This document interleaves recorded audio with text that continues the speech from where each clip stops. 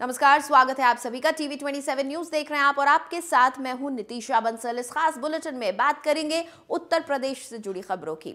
सबसे पहले बात चुनाव की कर ली जाए। बड़ी खबर इस वक्त की आपको बता रहे हैं, बीजेपी चुनाव समिति की आज बैठक होने जा रही है। यूपी को लेकर दिल्ली में ये बैठक होगी। उम्मीदवारों के नाम पर इस बैठक में मुहर लग सकती है। 15 से 20 सीटों के उम्मीदवारों के नाम पर इस बैठक में मुहर लग सकती है। बड़ी खबर इस वक्त की हम आपको बता रहे हैं। आज दिल्ली में बैठक होने जा रही है। यूपी चुनाव को लेकर बीजेपी की ये बड़ी बैठक होने जा रही है। बीजेपी चुनाव समिति की आज दिल्ली में बैठक है, जिसमें उत्तर प्रदेश के जो उम्मीदवार हो सकते हैं उनके नामों पर आज चर्चा होगी। हो सकता है कि उम्मीदवारों के नामों पर मुहर भी लग जाए। 15 से 20 सीटों के उम्मीदवारों के नाम पर मुहर लग सकती है। बीजेपी चुनाव समिति की आज बैठक होगी और इस बैठक में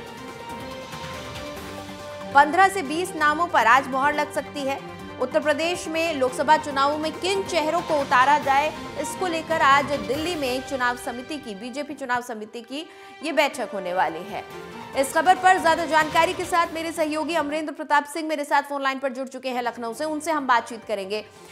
अमरेंद्र, आज काफी अहम ये बैठक होने वाली है बीजेपी के लिए, यूपी बीजेपी के लिए, क्योंकि लोकसभा के उम्मीदवारों के चेहरों पर आज मुहर लग सकती है। कौन से वो प्रमुख नाम रह सकते हैं, कौन से वो प्रमुख सीटें होंगी जो आज की बैठक में जिन पर विचार विमर्श किया जाएगा? समाजवादी पार्टी ने अपने प्रत्याशियों की 3 श्रेणियों में 3 कड़ी में सूची जारी कर दी है पहले ही।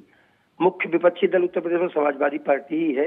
ऐसे में जो सत्ता पक्ष है भारतीय जनता पार्टी, क्योंकि उत्तर प्रदेश देश का सबसे बड़ा सूबा है, देश का सबसे बड़ा राज्य है, तो आज की जो बैठक है उसमें उत्तर प्रदेश की सबसे पहले 14 ऐसी सीटें जो कि भारतीय जनता पार्टी ने अब तक कभी नहीं जीती हैं, ऐसी जो सीटें जिनको भारतीय जनता पार्टी पिछले चुनाव में भी हारी है, ऐसी सीटों पर सबसे पहले निर्णय लिया जा सकता है।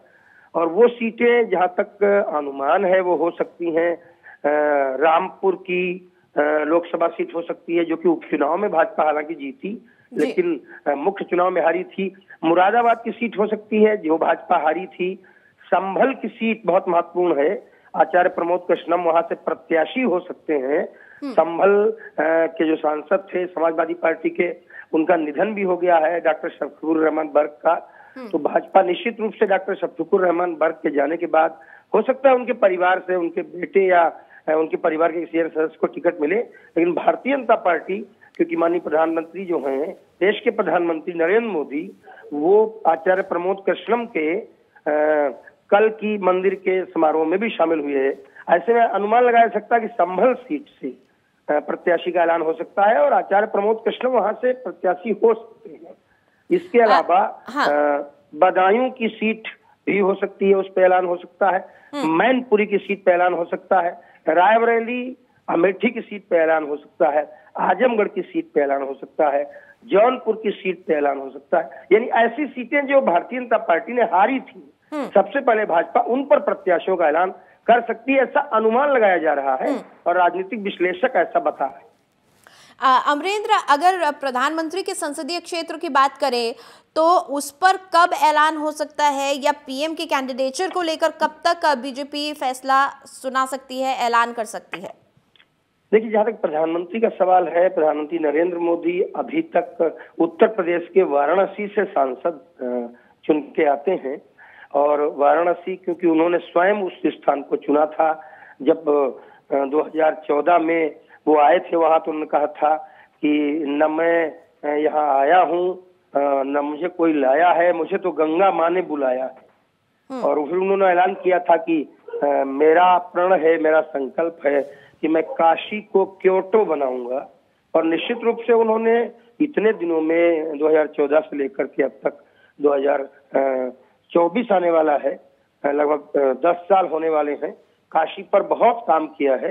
काशी, वाराणसी, बनारस आज बिल्कुल बदल चुका है, यू टर्न हुआ है वहां की स्थितियों में। आज जो भी व्यक्ति अब वहां जाता है वो देख के दंग रह जाता है, देखता रह जाता है। तो प्रधानमंत्री नरेंद्र मोदी अभी भी वाराणसी के सांसद हैं, उनका नाम पहली लिस्ट में भी आ सकता है कि वाराणसी से ही वो चुनाव लड़ेंगे। और यदि पार्टी कोई नया निर्णय लेती है तो बदलाव भी किया जा सकता है, लेकिन बदलाव की संभावना बेहद कम है। और ऐसा माना जा रहा है कि प्रधानमंत्री नरेंद्र मोदी के नाम का ऐलान पहली ही सूची में दोबारा उत्तर प्रदेश के वाराणसी से ही किया जा सकता है। चलिए, बहुत शुक्रिया अमरेंद्र साहब पूरी जानकारी के लिए।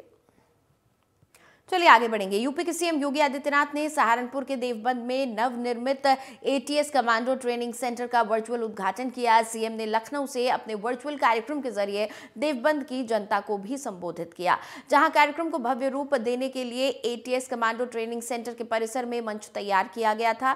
कार्यक्रम में पीडब्ल्यूडी राज्य मंत्री और देवबंद विधायक कुंवर ब्रजेश के साथ बीजेपी जिलाध्यक्ष महेंद्र सिंह सैनी, सहारनपुर के जिलाधिकारी doctor Dinesh Chandra, SSP doctor Vipin ताड़ा, एसपी देहात सागर जैन के साथ बीजेपी के पदाधिकारी समेत कई नेता यहां मौजूद रहे।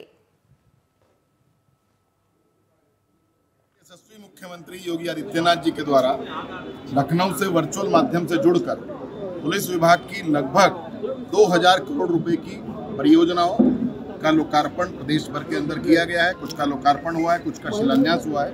अलग अलग तरह की उनकी परियोजनाएं हैं। 6 एटीएस सेंटर हैं और कुछ हमारे साइबर क्राइम थाना। आज देश का पहला प्रदेश उत्तर प्रदेश योगी आदित्यनाथ जी के नेतृत्व में बन गया है, जहां उत्तर प्रदेश के अंदर प्रत्येक जनपद के अंदर साइबर क्राइम थाना भी आज से चालू हो गया है और लगभग 2000 करोड़ की परियोजनाओं का लोकार्पण हुआ है। उसी कड़ी में देवबंद के इस एटीएस सेंटर यूनिट का भी हम लोगों ने आज यहाँ पर शुभारंभ।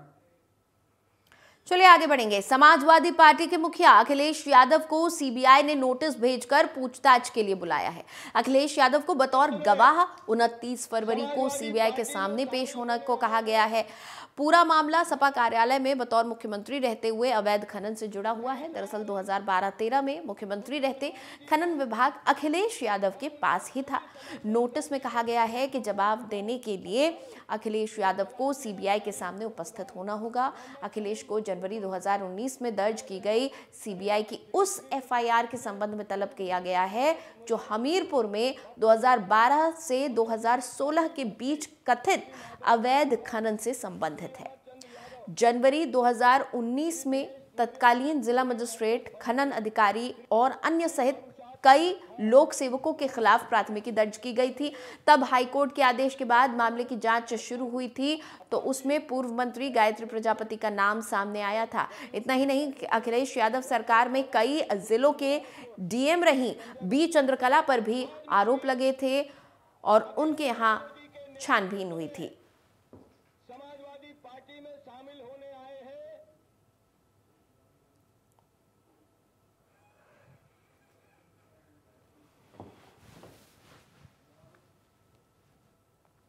इस बीच लोकसभा चुनाव के पहले बसपा को बड़ा झटका लगा है।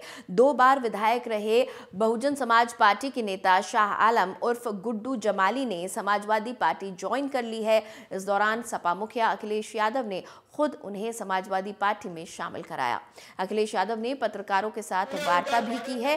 कयास लगाए जा रहे हैं कि सपा उन्हें एमएलसी बना सकती है। सपा में ज्वाइनिंग को लेकर शाह आलम उर्फ गुड्डू जमाली से बातचीत की हमारे लखनऊ संवाददाता पंकज तिवारी ने।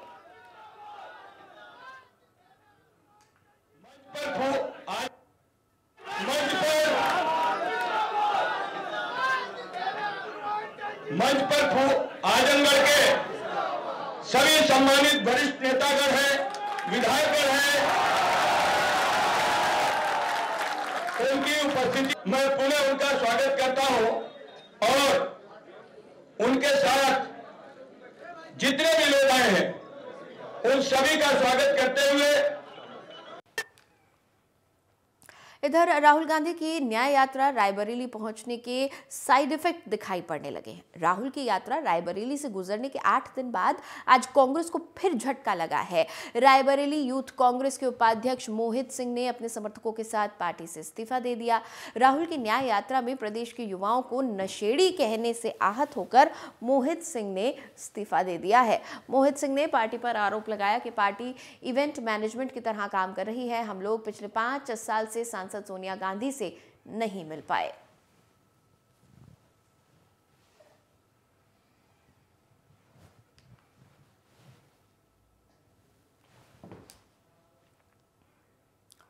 और क्षेत्र अधिकारी सदर संजीव कटियार ने महिला हेल्प डेस्क का उद्घाटन किया है। सोनभद्र में सीओ सदर संजीव कटियार ने पन्नूगंज थाना परिसर में महिला हेल्प डेस्क का उद्घाटन करवाया। महिला कांस्टेबल ने क्षेत्र अधिकारी की मौजूदगी में इसका उद्घाटन किया। शांति व्यवस्था बनाए रखने तथा महिलाओं पर आपराधिक घटनाओं पर अंकुश लगाने के महिला हेल्प डेस्क को बनाया गया है। इस दौरान थानाध्यक्ष पन्नूगंज केदारनाथ मौर्य सहित महिला कांस्टेबल सपना मौर्य, लक्ष्मी सहित पन्नूगंज सभी थाना स्टाफ यहां मौजूद रहे।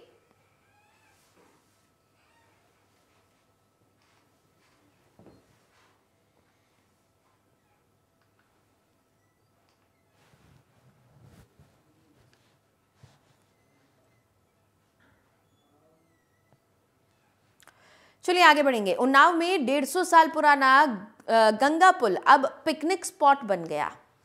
जानकारी के मुताबिक जर्जर होने के कारण बंद पड़े पुराने गंगा पुल को नगर निगम कानपुर पिकनिक स्पॉट के रूप में विकसित करने जा रही है। पुल को नया रूप देने के साथ ही यहां स्टॉल बनाए जाने का प्रस्ताव भी तैयार हो चुका है। वहीं नगर आयुक्त ने अधिकारियों के साथ ही पुल का निरीक्षण किया। नगर आयुक्त ने अतिक्रमण हटाकर सफाई के निर्देश भी दिए।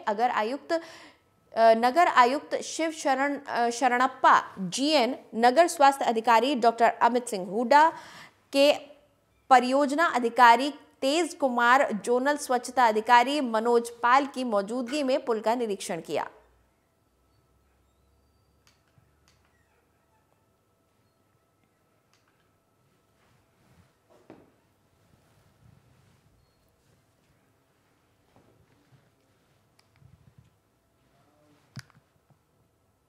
और अब खबर बिजनौर से है, जहां सीएम योगी ने पुलिस लाइन में साइबर थाना का लोकार्पण किया है। ये लोकार्पण वर्चुअली किया गया है। इस लोकार्पण से बढ़ते साइबर अपराध पर ब्रेक लगेगा। इस अवसर पर जिले भर के पुलिस अधिकारी मौजूद रहे। ग्रामीण अपर पुलिस अधीक्षक राम अर्ज ने कहा कि पुलिस के पास साइबर क्राइम से निपटने के लिए पर्याप्त संसाधन नहीं थे। बहुत कम पुलिसकर्मी इस साइबर क्राइम के बारे में परिपक्व थे, लेकिन यूपी के मुख्यमंत्री योगी आदित्यनाथ ने पुलिस को मजबूती देने के लिए साइबर क्राइम थानों का लोकार्पण किया।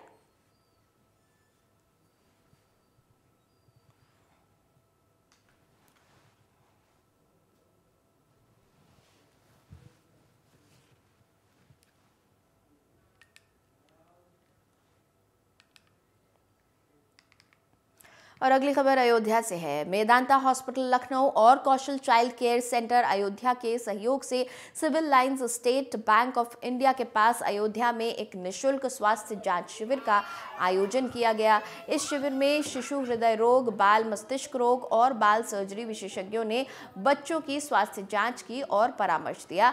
शिविर में बड़ी संख्या में माता पिता अपने बच्चों के साथ आए और डॉक्टरों से परामर्श प्राप्त किया। शिविर में सुबह 11 बजे से दोपहर 2 बजे तक बच्चों को जांच की गई, बच्चों की देखरेख की गई, बच्चों को पारंपरिक जांच आदि उनकी करवाई गई। शिविर में शिशु हृदय रोग विशेषज्ञ डॉक्टर रोली श्रीवास्तव, बाल मस्तिष्क रोग विशेषज्ञ डॉक्टर ऋचा तिवारी और बाल सर्जरी विशेषज्ञ डॉक्टर अन्वेषा चक्रवर्ती ने बच्चों की स्वास्थ्य जांच की और माता पिता को आवश्यक परामर्श दिया।